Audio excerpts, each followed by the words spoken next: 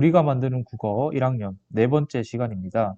이번 시간에는 지난 시간에 이어서 3단원 언어랑 국어랑 놀자의 두 번째 소단원인 우리말의 아홉풍사, 그 중에서도 용언에 대해서 같이 살펴보도록 하겠습니다.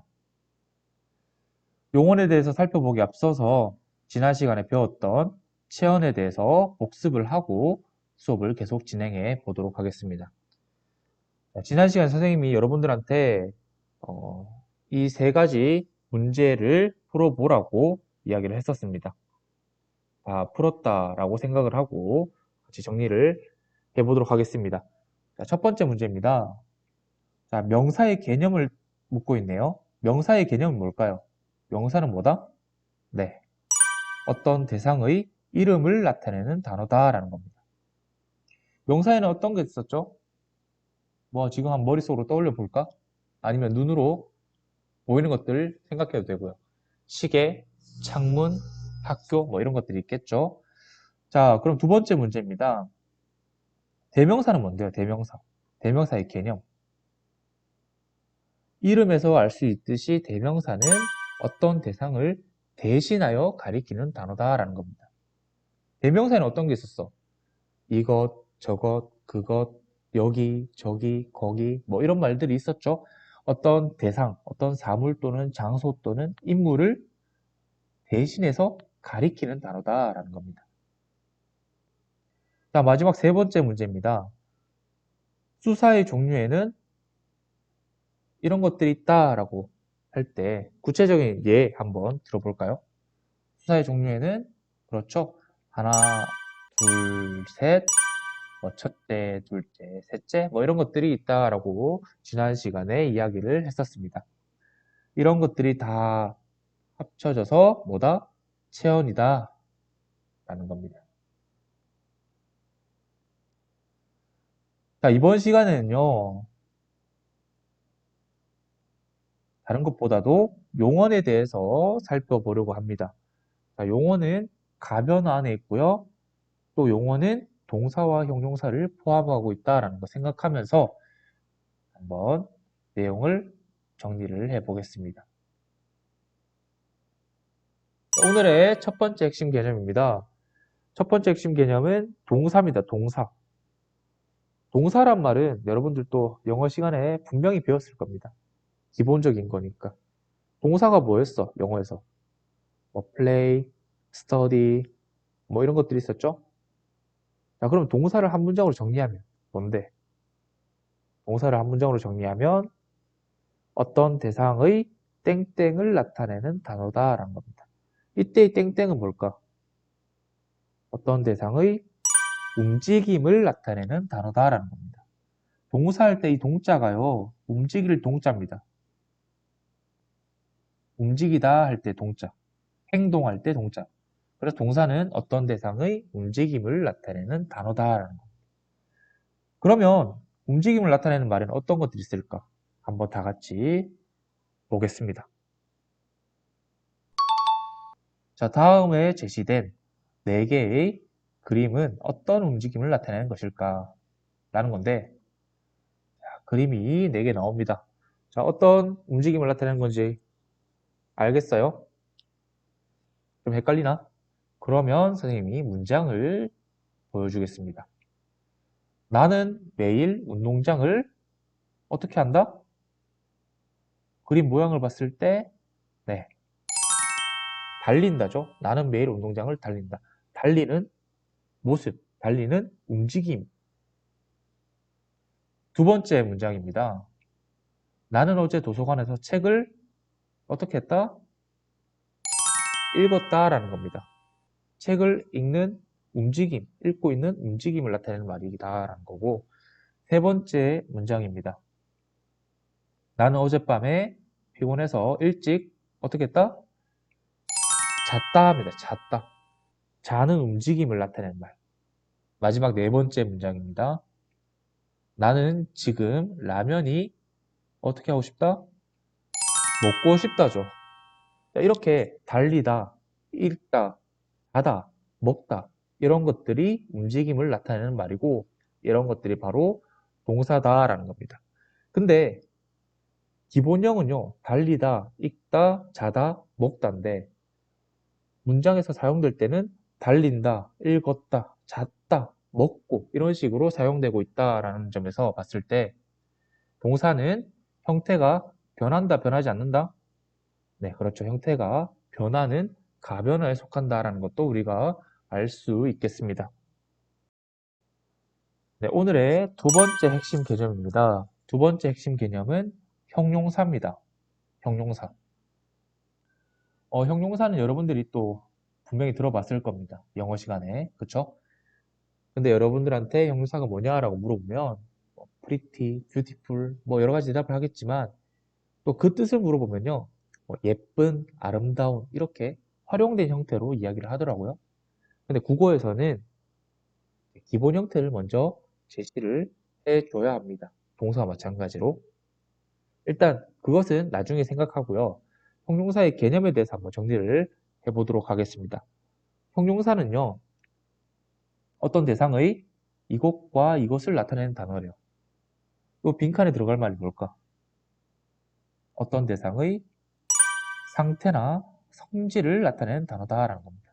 형용, 원래는 꾸며준다라는 건데 자, 상태나 성질을 나타내는 단어가 형용사입니다. 그럼 동사와 형사의 차이는 이거겠죠? 동사는 움직임을 나타내는 거고 형용사는 상태나 성질을 나타내는 말이다라는 겁니다. 상태나 성질 어떤 게 있는지 다 같이 살펴보도록 하겠습니다. 자, 마찬가지입니다. 동사와 마찬가지로 선생님이 4개의 그림을 가져왔는데 각각의 그림이 어떤 상태, 어떤 성질을 나타낸 것인지 한번 보도록 하겠습니다. 자, 동사는 움직임이니까 우리 눈에 보이잖아. 그래서 그림도 명확한데 형용사는 움직임이 아니라서 명확한 그림을 가져올 수가 없었어요. 그래서 문장으로 한번 정리를 해볼까 합니다. 첫 번째 문장입니다. 나는 키가 땡땡 않다. 이때 땡땡에 들어갈 말은 뭘까요? 나는 키가 그렇죠. 크지 않다라는 겁니다. 나라는 대상의 또 나라는 대상의 키가 어떤 상태냐, 어떤 성질이냐라고 이야기를 할 때 크다, 작다라고 표현을 합니다. 이때 크다, 작다는 상태나 성질이기 때문에 형용사다라고 보면 됩니다. 두 번째 문장입니다. 내가 보기에 그 사람이 제일 어떻다? 예쁘다라는 겁니다. 예쁘다. 예쁜 건 그 사람의 상태죠. 그 사람의 성질이고 예쁜 건 움직임이 될 수가 없다라는 겁니다. 동사가 아니고 형용사다. 세 번째 문장입니다. 그 사람은 정말 어떻다? 네, 사랑스럽다라는 겁니다. 사랑스럽다. 사랑스러운 것도 그 사람의 상태나 성질이겠죠. 마지막 네 번째 문장입니다. 나는 요즘 너무 어떠하다? 웃고 있으니까 네, 행복하다입니다. 행복하다.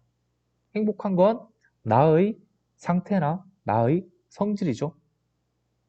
자, 여기 나오는 크다, 예쁘다, 사랑스럽다, 행복하다는 어떤 대상의 상태 또는 성질을 나타내는 말이다. 그래서 형용사다라는 거고요. 기본형은 크다, 예쁘다, 사랑스럽다, 행복하다인데 문장에서 사용될 때는 크지, 예쁘다, 사랑스럽다, 행복하다처럼 이렇게 형태가 변하고 있기 때문에 동사와 마찬가지로 형태가 변하는 가변화에 속한다라고 정리를 할 수 있겠습니다. 자, 그 다음 문제입니다. 다음 괄호 안에 들어갈 말 한번 찾아볼까요? 나는 연필을 다음에 들어올 말 뭘까? 나는 연필을 사다면 되겠죠? 두 번째 문장은요. 멀리 보이는 풍경이 매우 어떻다? 그렇죠. 아름답다. 세 번째 문장은 그는 어려운 수학 문제를 풀다가 되겠죠. 풀다. 마지막 네 번째 문제는 우리는 비를 피하려고 건물로 들어가다. 인데요. 자, 여기 지금 나와 있는 건 기본형이고 문장에 맞게 바꾸면 어떻게 된다? 나는 연필을 샀다. 멀리 보이는 풍경이 매우 아름답다. 이건 그대로겠죠? 세 번째, 그는 어려운 수학 문제를 풀었다.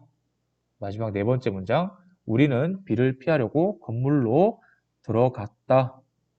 자, 여기서 동사는 뭔데? 동사. 동사랑 형사는 구분돼야지. 동사는 그렇죠. 사다와 풀다와 들어가다. 즉, 첫 번째, 세 번째, 네 번째 있는 단어들이 동사입니다. 어떤 물건을 사는 행위, 사는 움직임, 그리고 어떤 문제를 푸는 움직임, 그리고 어떤 건물로 걸어 들어가거나 뭐 뛰어 들어가거나 뭐 움직이는 모습들 들어가다. 이런 것들이 동사고요. 두 번째 문장에 있는 아름답다는 그 멀리 보이는 풍경이라는 대상의 상태나 성질을 나타내는 형용사입니다. 이렇게 동사랑 형용사를 구분할 수 있어야 하겠습니다. 자, 그러면 동사와 형용사의 차이점 어떻게 정리하면 깔끔할까? 동사의 개념, 형용사의 개념은 이제 알겠어. 아는데 어떤 단어를 던져줬을 때 이게 동사인지 형용사인지 헷갈릴 수가 있어요. 이때 이게 동사인지 형용사인지 어떻게 구분하면 될까? 자, 선생님이랑 같이 살펴보도록 하겠습니다. 자, 동사의 형용사의 차이점. 하나의 표를 준비했는데요. 동사와 형용사가 있고요. 그리고 왼쪽 편에는 명령형과 청유형, 그리고 진행형이 있습니다. 동사와 형용사는 개념을 공부했기 때문에 일단 넘어가고요. 명령형이 뭔데? 명령. 명령은 뭐 하는 거야? 어떤 일을 시키는 거죠. 뭐 공부해라, 밥 먹어라, 빨리 자라. 이런 것들이 명령형이고요. 청유형은 자, 우리 다 같이 뭐 공부합시다, 밥 먹읍시다, 뭐뭐 합시다 이런 것처럼 다 같이 뭔가를 하자라는 게 청유형입니다. 마지막으로 진행형은 말 그대로 어떤 일이 지금 하고 있느냐의 여부를 나타내는 게 진행형입니다. 자, 그러면 동사와 형용사가 명령형일 때, 청유형일 때, 그리고 진행형일 때 어떻게 활용이 되는지 보도록 합시다. 자, 동사보다를 명령형으로 바꾸면 어떻게 바뀔까? 명령하는 거니까 봐라 이런 식으로 바뀔 거고 형용사인 예쁘다는 명령형일 때 예뻐라 라는 말로 바뀌게 됩니다. 이때 봐라는 말이 되는데 예뻐라는 조금 어색하죠. 동사인 보다는 명령형이 되는데 형용사인 예쁘다는 명령형이 안 됩니다. 자, 그럼 두 번째 청유형으로 한번 바꿔볼까요?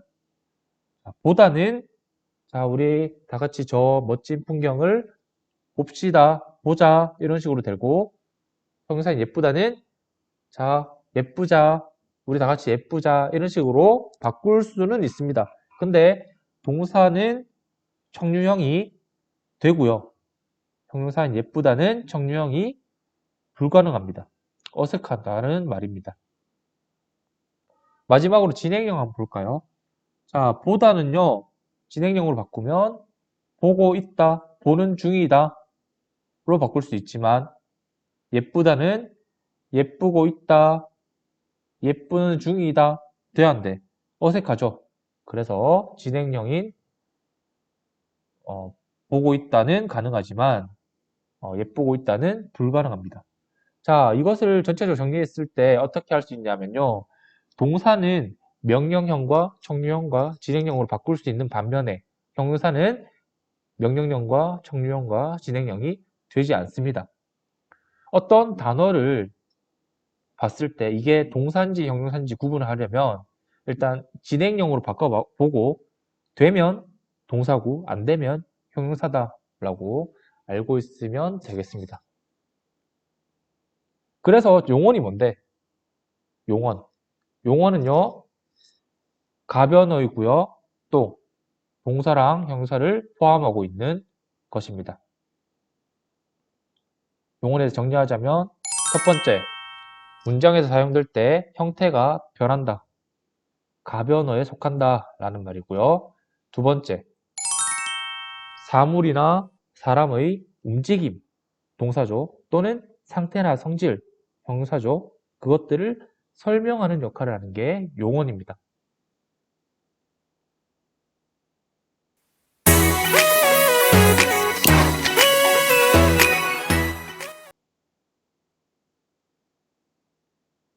자, 여기까지 용언, 또 동사와 형사에 대해서 함께 살펴봤습니다. 자, 오늘도 선생님이 문제 3개를 준비했습니다. 네. 첫 번째 문제는 동사의 개념을 묻는 거고요. 두 번째 문제는 형용사의 개념. 마지막 세 번째는 동사와 형용사의 차이점에 대해서 묻는 질문입니다. 이 3개의 질문에 대한 대답을 학교 홈페이지 교사학습 도움센터 과제제출방 1학년 국어에 학년반 번호 띄우고 용언이라는 제목으로 올려놓도록 합니다. 용언에 대해서 잘 모르겠으면 영상을 몇 번 반복해서 듣도록 하고요. 그래도 모르겠다 싶으면 과제제출방에 선생님한테 남겨놓으면 선생님이 또 모르는 부분에 대해서 알려주도록 하겠습니다. 그러면 오늘은 여기까지 하도록 하겠습니다. 수고했습니다.